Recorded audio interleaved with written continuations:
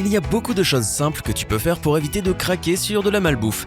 Et tout part de ton cerveau. 8 techniques psychologiques pour ne plus jamais craquer sur de la malbouffe. Que tu veuilles perdre du poids, limiter ton taux de diabète ou simplement rester en bonne santé, continue de regarder cette vidéo pour éviter de tomber dans le cercle vicieux de la malbouffe, les plats sucrés et salés, une bonne fois pour toutes. N'oublie pas de cliquer sur s'abonner et d'activer les notifications pour nous rejoindre sur Sympa. Numéro 8. Pense en couleur. Pour ne plus te ruer sur la malbouffe, tes repas à la maison doivent être appétissants. Ton cerveau a besoin de penser qu'ils sont psychologiquement intéressants. Sinon, tu vas forcément avoir envie de grignoter, et la malbouffe pourrait te faire de l'œil. Peut-être que tu ne penses pas que la couleur de tes plats peut avoir une incidence sur ton appétit, mais en réalité, cela peut avoir une grande influence sur ton approche de la nourriture. Selon une étude de 2012 de l'université de Cornell, les adultes préfèrent 3 ingrédients différents et 3 couleurs dans leur assiette, tandis que les enfants préfèrent 7 ingrédients et 6 couleurs. Et c'est logique. Imagine que tu aies une assiette avec 2 préparations de la même couleur. Cela n'a pas l'air très appétissant, n'est-ce pas? C'est différent si tu as 3 préparations de différentes couleurs. On dirait que la nourriture est d'abord ingérée par les yeux, donc amuse-toi en colorant tes plats. Numéro 7. Pratique la pleine conscience. On a tendance à trop manger quand on n'est pas pleinement concentré sur notre assiette. Le cerveau prend environ 20 minutes pour enregistrer qu'il est pleinement satisfait. Si tu te dépêches de manger, ton cerveau ne comprend pas et ne peut pas te dire que tu es rassasié. Les psychologues de l'université de l'Indiana et de Duke ont mené une étude où un groupe de personnes avait tendance à pratiquer la pleine conscience en mangeant. Les résultats ont démontré qu'il y avait un déclin de l'alimentation compulsive et que les participants avaient dit sentir plus de contrôle de leur habitude alimentaire et mieux apprécier leur repas.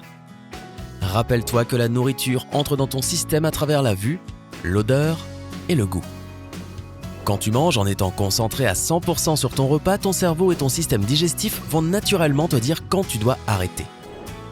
Donc, quand tu manges, fais en sorte que ce soit la seule chose que tu fasses. Tu peux engager une conversation légère, mais évite de prendre ton repas sur le canapé, de manger sur le pouce ou encore d'être au téléphone. Numéro 6. Attention aux coups de fatigue de l'après-midi. Tu es au travail et tu as été super efficace et dynamique ce matin, mais à 15h, tu sens que tu piques du nez sur ton bureau. Et tu n'es pas le seul. Notre cycle circadien prend généralement une petite pause de 13 à 15 heures. La température de ton corps descend et ton taux de cortisol plonge aussi, ce qui t'aide normalement à rester alerte. Cela pourrait être un peu différent pour toi en fonction de tes habitudes de sommeil, mais tout le monde expérimente cette petite baisse d'énergie et se sent donc léthargique. Il est donc très commun de se laisser tenter par un petit encas à ce moment-là de la journée. Le sucre te redonnera un petit coup de pouce immédiat et te tirera de la paresse. Mais cela fera également augmenter rapidement ton niveau de sucre dans le sang. Et peu de temps après, tu auras encore une fois une baisse de régime, ce qui t'encouragera à te diriger vers la cafétéria ou le distributeur de sucreries. La meilleure manière de prévenir ce coup de mou est de bien dormir la nuit et de manger assez au petit déjeuner et au déjeuner. Si tu as besoin de quelque chose de sain pour se substituer au sucre, tu peux boire du thé vert. C'est sain et cela contient de la caféine pour te stimuler. Cependant, il y a moins de caféine que dans le café, donc cela ne va pas te rendre agité. Numéro 5. Utilise ton cerveau à ton avantage. Une étude de 2014 menée par la Société de l'obésité a découvert que tu pouvais facilement te distraire pour résister aux fringales. Les techniques comme tapoter ton front et ton oreille avec ton index, tapoter ton orteil contre le sol et regarder un mur blanc aident à réduire les envies soudaines et impulsives. D'autres stratégies de réflexion consistent à accepter ta capacité à dire non à une fringale, en considérant les effets négatifs que la malbouffe provoque sur le long terme et réfléchir à tous les bienfaits que tu verras sur ton corps grâce à ce bon repas que tu manges. Numéro 4. Réfléchis à l'argent que tu vas économiser. Si tu manges constamment en extérieur, ton porte-monnaie peut en pâtir. Tu pourrais penser que la malbouffe ne pèse pas lourd dans la balance, mais nous allons te prouver le contraire. Si tu es habitué à dépenser 4 € dans une pâtisserie 2 fois par semaine durant ta pause de travail, ce ne sont que 8 € par semaine. Mais sur l'année, cette somme atteint 416 € pour des sucreries. Selon l'INSEE, un ménage moyen dépense environ 1320 € par an, et ce n'est qu'en restauration. Cela n'inclut pas les petits allers-retours au distributeur automatique ni les petites douceurs occasionnelles. Si tu te reconnais là, considère que tout cet argent aurait pu être économisé pour te payer un joli voyage.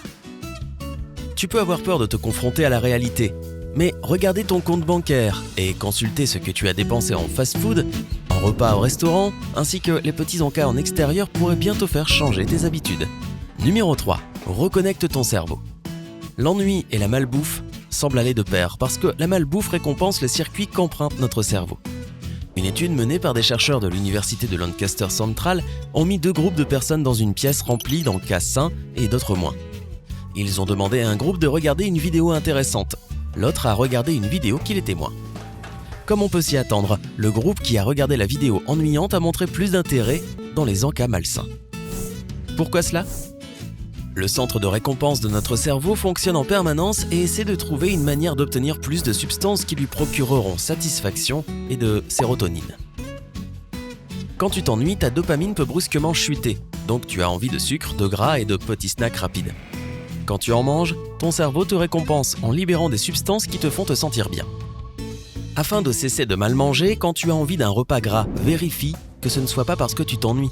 Si c'est le cas, essaie de changer l'activité que tu es en train de faire. Numéro 2. Crois au pouvoir des encas sains. Avec un peu d'expérience, tu pourras trouver des encas et des petites douceurs à manger la nuit qui ne te feront pas de mal. Si tu te fermes à l'hypothèse que les goûters sains sont savoureux, tu mangeras mal sans arrêt. Le monde regorge d'aliments sains et tu n'as peut-être jamais tenté les différentes variétés de thé. Cela pourrait être cet encas dont tu rêves en secret depuis toujours. Quelles sont les autres options ?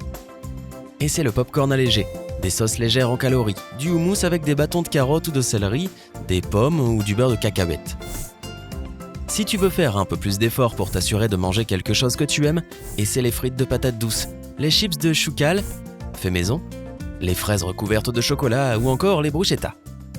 Une fois que tu auras trouvé ce que tu aimes, assure-toi d'avoir toujours cette petite douceur dans ton réfrigérateur ou dans ta boîte de déjeuner. Si tu as vraiment envie de malbouffe sans avoir d'alternative saine sous la main, il y a fort à parier que tu finisses par te rabattre sur l'option la moins bonne pour ton corps. Numéro 1. Réinvente la malbouffe. Est-ce qu'un hamburger bleu te semble appétissant ? Pas un cheeseburger au bleu, parce que ça oui, ça a l'air appétissant. Mais un hamburger bleu.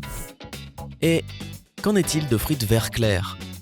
Si tu as envie d'un fast-food, au lieu de t'imaginer un bon hamburger au pain bien doré et au bacon bien croustillant, imagine que ton repas n'est pas réel et qu'il revêt des couleurs qui ne sont pas naturelles et qui ne sont pas faites pour être mangées. À moins que tu ne sois habitué à manger des repas vraiment très étranges, tu vas probablement faire une petite grimace en imaginant tout ça. Et là, avec un peu de chance, tu commenceras à penser à un repas plus sain, avec des couleurs qui sont plus naturelles. Biologiquement, tu n'es pas supposé être attiré par des couleurs trop vives quand il s'agit de nourriture. C'est pourquoi certaines plantes dangereuses ou vénéneuses, voire même des animaux, ont des couleurs très vives, ce qui est un signe visuel qu'il ne faut pas les manger. Essaie une méthode ou essaie-les toutes. Quand il s'agit d'arrêter pour de bon la malbouffe, il faut se résoudre à tenter plusieurs techniques pour trouver celle qui fonctionnera avec toi. Si tu veux vraiment tirer une croix sur la nourriture malsaine, tu devras te débarrasser de tous les aliments gras dans ta maison.